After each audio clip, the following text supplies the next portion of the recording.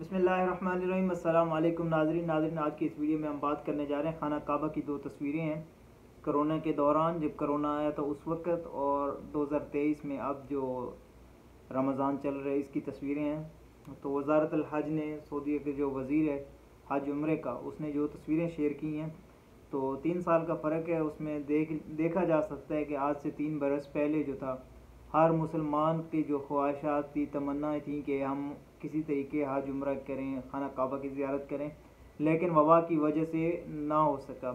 तो आज जो रश चल रहा है, अभी जो रश है इस टाइम तक, तो माशाल्लाह बहुत रश है।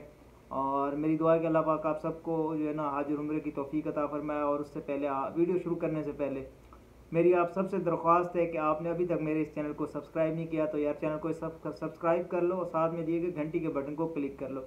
इससे ये होगा कि हमारी जो आने वाली नई वीडियो होगी उसका नोटिफिकेशन आपको मिलता रहेगा। चलते हैं अपनी वीडियो की तरफ। अच्छा, जो आप पहले मेरी बैक साइड पे तस्वीर देख रहे हैं ये है 2020 की। हरम की दो तस्वीरों के दरमियान 3 साल का फ़र्क है, जो वज़ीर हज उम्रा का कह रहे हैं। पहली तस्वीर को देखकर दिल गमगीन हो जाता है, जबकि दूसरी तस्वीर को देखकर दिल बाग बाग हो जाता है।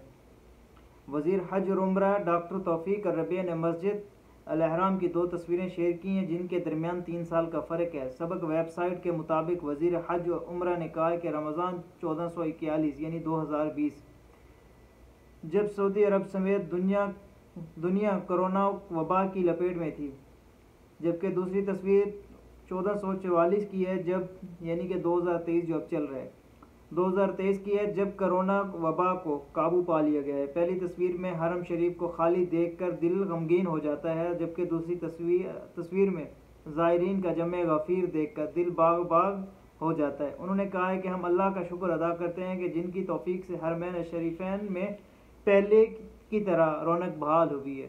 तो माशाल्लाह अच्छी एक जो वीडियो थी उन्होंने शेयर की है वज़ीर हज उम्रा ने, और दुआ करते हैं कि अल्लाह पाक आप सबको यहाँ पे लेके आए।